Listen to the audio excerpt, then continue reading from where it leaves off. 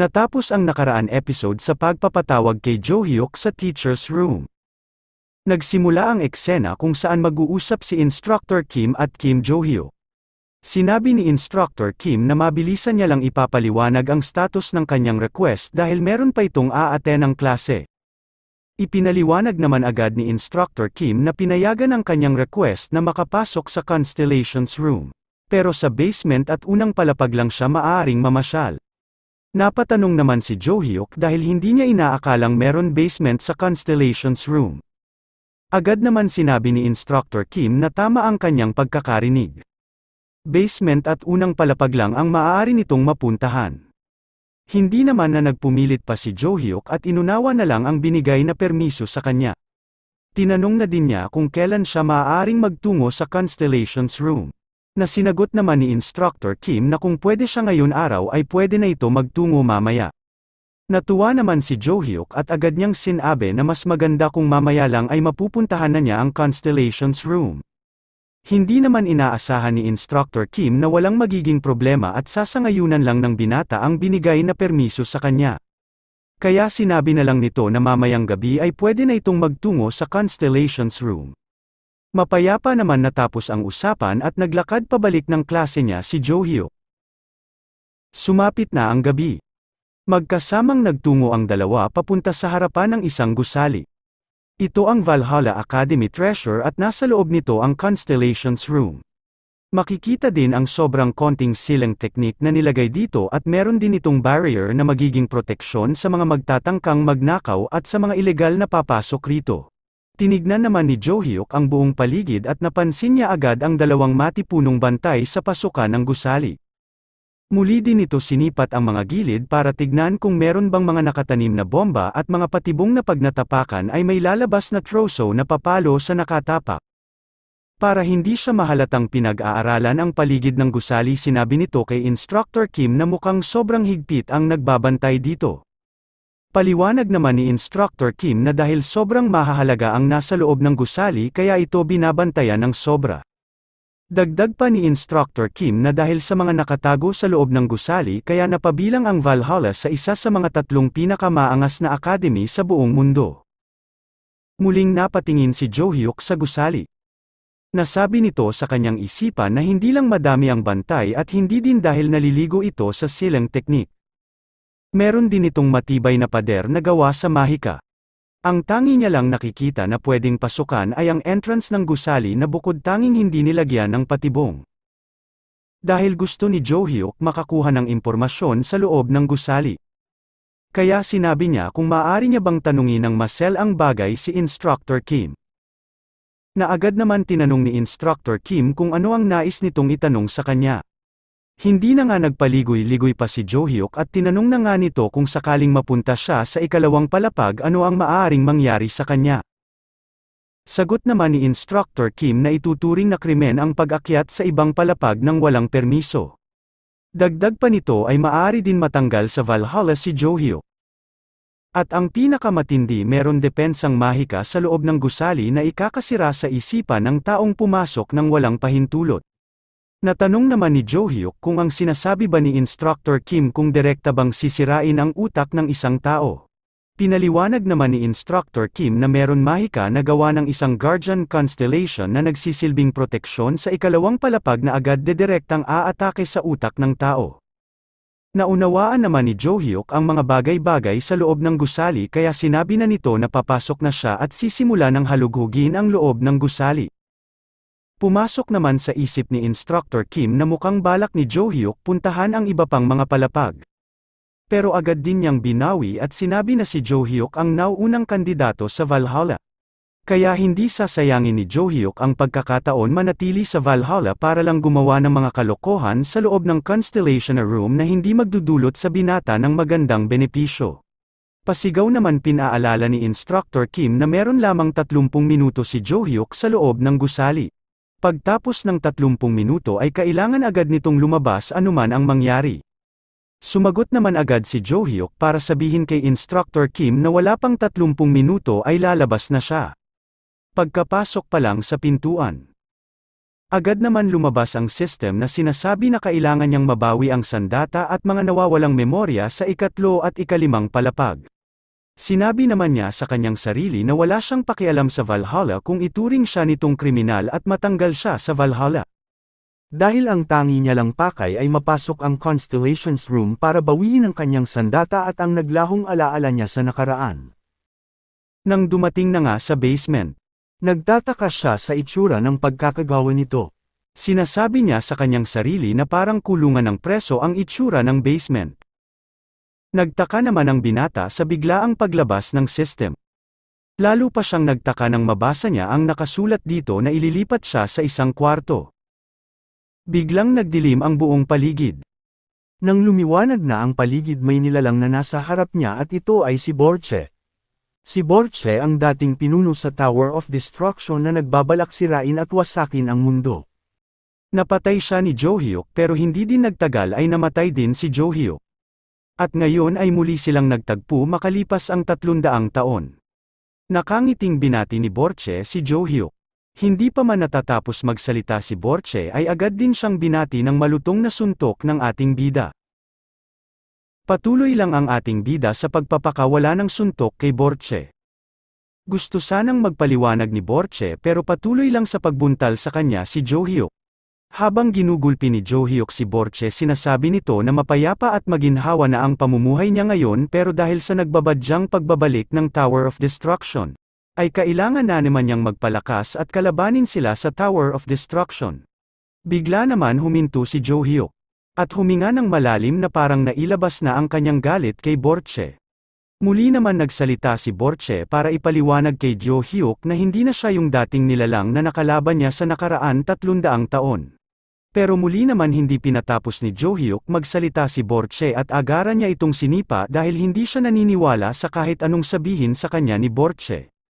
Nang masangga ni Borche ang sipa ni Jo-hyuk, mabilis niyang sinabi na simula nang mabuhay siya ulit ay wala na siyang ginawa kundi turuan ang kanyang mga disipulo. Dagdag pa ni Borche na hindi ba nagtataka si Jo-hyuk kung nasaan lugar siya. Dahil sa sinabi ni Borche, biglang napaisip si Jo-hyuk at napatanong kung nasaan lugar ba siya napunta. Saad pa ni Jo-hyuk na wala naman siyang makitang ibang bagay, parang napunta siya sa isang lugar na tinatawag na kawalan. Pinaliwanag naman ni Borche na napunta siya sa imaginary world sa loob mismo ng space ng relic. Sinabi pa ni Borche matapos matalo at mapatay ni Jo-hyuk, muli siyang nabuhay. Natanong naman ni Jo-hyuk na noon nabuhay ba si Borche ay nanatili lang siya sa lugar na ito. Sumagot naman si Borche ng tama, nandito lang siya dahil naging constellation siya. Iniisip naman ni Jo-hyuk na pinagtitripan na naman siya ni Borche. Kaya mabilisan niyang pinalamo ng suntok sa panga si Borche. Lumipat ang eksena sa labas ng gusali. Pinakita si Instructor Kim na nag-aabang sa paglabas ni Jo-hyuk. Di na nga nagtagal at lumabas na ang ating bida. Agad naman sinalubong ni Instructor Kim si Jo-hyuk at sinabi nito na sana ay wala itong ginawang kalokohan sa loob ng Constellations Room.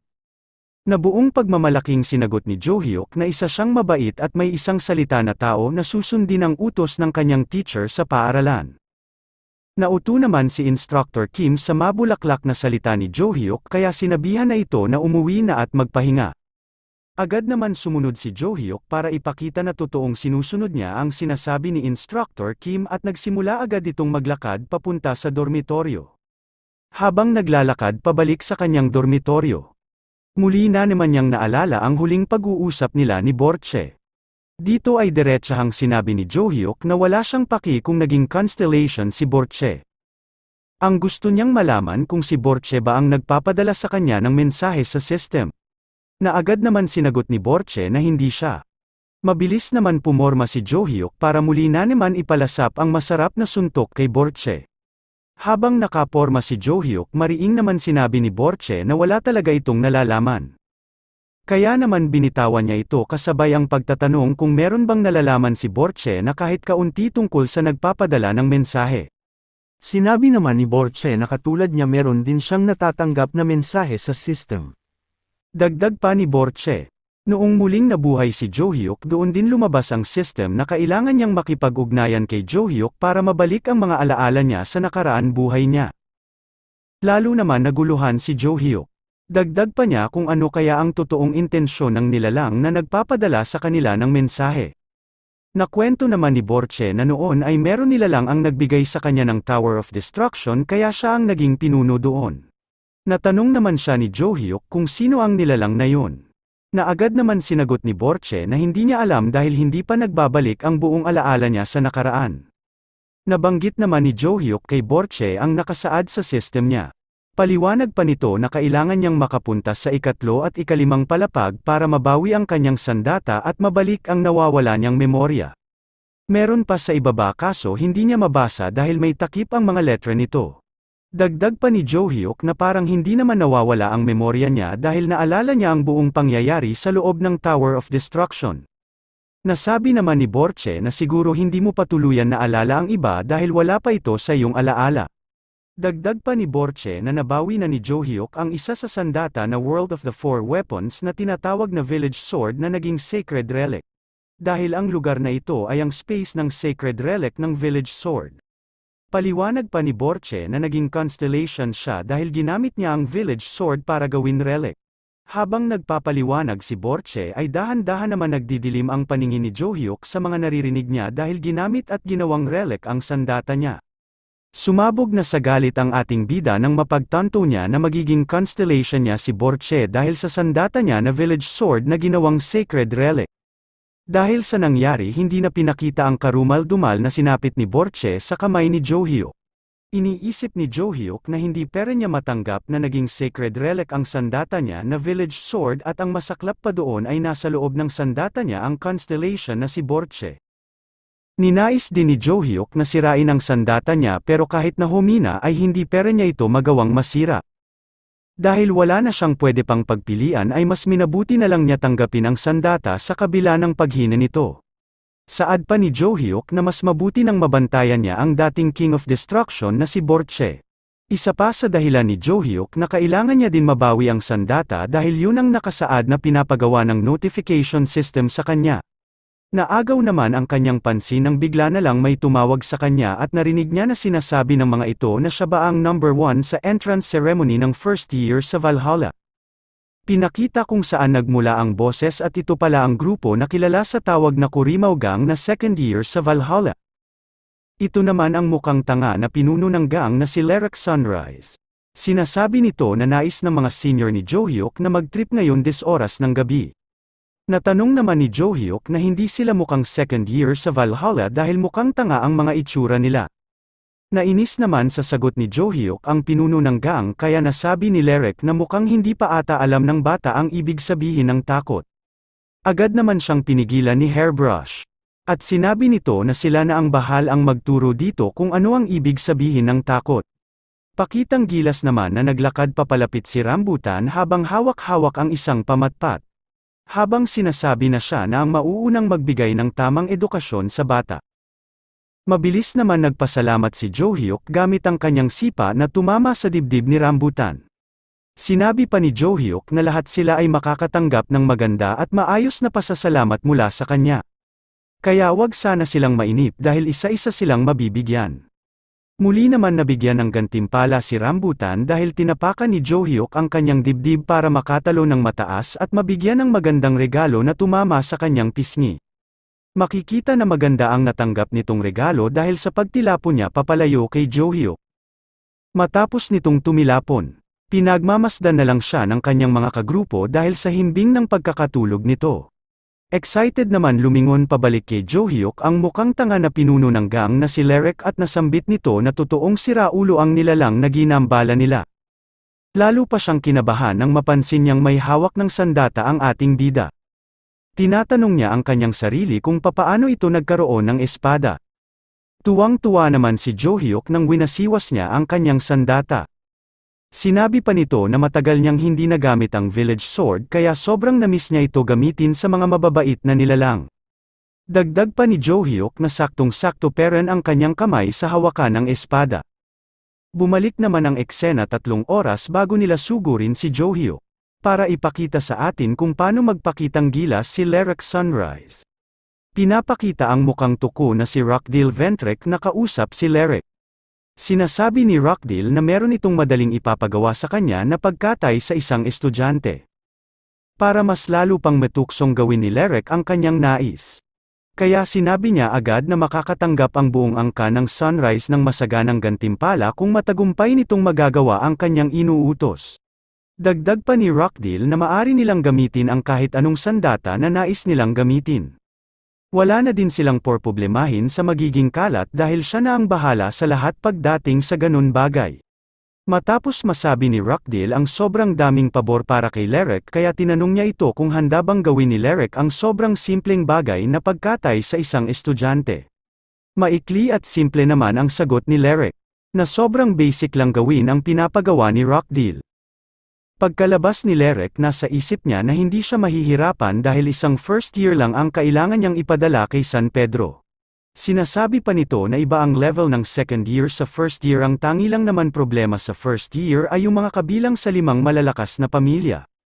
Dahil bago pa ito pumasok sa Valhalla meron na silang constellations. At silang hindi kabilang sa ganon angkan, kailangan pa nilang abutin ng second year sa Valhalla para makatanggap ng kapangyarihan sa constellation.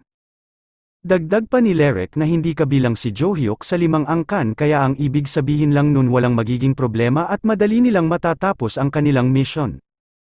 Nabalik na ang eksena sa kasalukuyan at sinasabi ni Lerek na akala niya magiging madali at walang magiging problema pero mukhang mahihirapan sila kay Johyuk. Habang winawasiwas ang kanyang sandata, napili naman ng ating bida ang isa sa mga alagad ni Lerek na hambalusin sa itlog. Hindi na nga nakapagtimpi si Piglet at nasambit nito. Sakin mo subukan ang galing mo para matikman mo ang isang uri ng magandang laban. Bago pa matapos sa sinasabi si Piglet bumulusok na agad ang sandata ni Johyuk sa mukha ni Piglet. Na parang balat ng lechon na malutong-lutong ang tunog matapos tumama sa bungo ni Piglet. Agad na napansin ni Johyuk ang isa sa mga gangster na papaatake sa kanya at sumisigaw ito ng tikman mo itong tubo ng kapitbahay namin. At di na nga naglaon na bitawan na nito ang kanyang solid na atake patungo sa bunbunan ni Johyuk. Agad din naman itong napansin na wala siyang tinamaan. At namutla na lang ito nang makita niya si Johyuk na naghahandang bumitaw ng atake patungo sa kanya. Na mabilis naman tumama na siguradong magmumukha siyang panda matapos ang ginawang atake ni Johyuk. Katulad ng nauna, lumipad din ito malapit sa mukhang tanga na leader ng gang. Para ipaunawa sa kanila na sila na ang susunod na makakatikim ng masarap na atake mula kay Johyuk. Hindi naman makapaniwala si Lerek sa kanyang nakikita na isa-isang natatalo ng first year ang mga second year na kasama niya.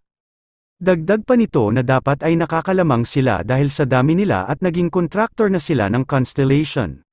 Ang hindi nila alam na hindi lang naging contractor ng Constellation si Johyuk kundi kasama pa niya ito sa loob ng sandata at sunod-sanudan lang sa kanya ang isang Constellation. Binigyan naman ng babala ni Johyuk ang iba pang kasapi ng gang na kung ayaw nila mabasag ang bungo nila dapat na silang tumakbo palayo. Agad naman sinabi ni Lerek na wag silang matakot sa isang first year. Kaya nabilib naman si Johyuk sa will nitong magpatuloy na kalabanin siya. Sigaw naman ni Lerek na ako naman ang magpapaunawa sa'yo na isa ka lang first year na kailangan magbigay ng respeto sa senior mo. Bigla naman napahinto sa pagsugod si Lerek dahil naramdaman nito na meron dumikit na bagay sa kanyang sikmura. Nagulat naman siya nang makita ang sandata ni Johyuk na nakatutok sa kanyang bituka. Sinabi ni Johyuk na itong ipapatikim ko sa'yo ang pinakamasarap sa lahat. Hindi na nga pinatagal ng ating bida at binigay na nito ang pinakamasarap na atake na direktang tumama sa sikmura ni Lerek. Bumulwak ang dugo sa bunganga ni Lerek na naging sanhi ng pagkawala ng kanyang ulirat. Lumabas naman ang palad ni Johyuk para sampalin at gisingin si Lerek. Nang makita na tuluyan ng nagising si Lerek, agad na din nagtanong si Johyuk. Tanong ni Johyuk kung meron bang nag-utos sa kanila para siya ang maging target nila. Agad naman sinagot ni Lerek na gusto lang nila maghanap ng gulo. Hindi naman naniwala si Johyuk kaya tinanong ulit nito ang gang leader kung sino ang nag-utos sa kanila. Agad-agad sinagot ni Lerek na walang nag-utos sa kanila. Kaya nasabi na lang ni Johyuk na ganito pala ka-loyal ang isang gang leader. Nang makita ni Lerek na paalis na si Johyuk pinagbantaan niya ito na pag nalaman ng ibang kasama nila ang nangyari siguradong gaganti ang mga ito. Sinabi naman ni Jo-hyuk na mas mabuti pang wag nang malaman ng iba. Bigla naman nag-iba ang itsura ni Jo-hyuk habang pinapaintindi sa tanga na pagkumalat ang balita na tinalo ang buong gang ng isang first year. Masisira ang reputasyon ng gang nila at habang buhay na silang mapapahiya. Naunawaan naman ni Lerek ang ibig sabihin ni Jo-hyuk kaya wala na itong nagawa kundi manahimik at gawin lihim ang lahat ng nangyari sa gabi na ito. Lumipat naman ang eksena kay Tuko. Nag-aantay ito ng magandang balita mula kay Lerek. Inaasahan ni Rockdale na tapos na nilang paslangin si Jo-hyuk. Kaya anuman oras ay tatawag na ito sa kanya. Hindi naman nagkamali si Rockdale at tumawag na nga si Lerek sa kanya. Pero ang hindi niya inaasahan na ang sasabihin ni Lerek ay ang pag-address nito sa pinapatrabaho niya. Dagdag pa ni Lerek pang simbang gabi lang ang grupo nila. Paki-like ng ating video kung nagustuhan nyo ang aking recap. Pwede din kayong mag-iwan ng comment kung may nais pa kayong mabigyan ng seryosong recap. Pindutin nyo na din ang subscribe button pati na din ang kalembang para mauuna kayo sa mga ilalabas kong mga recap.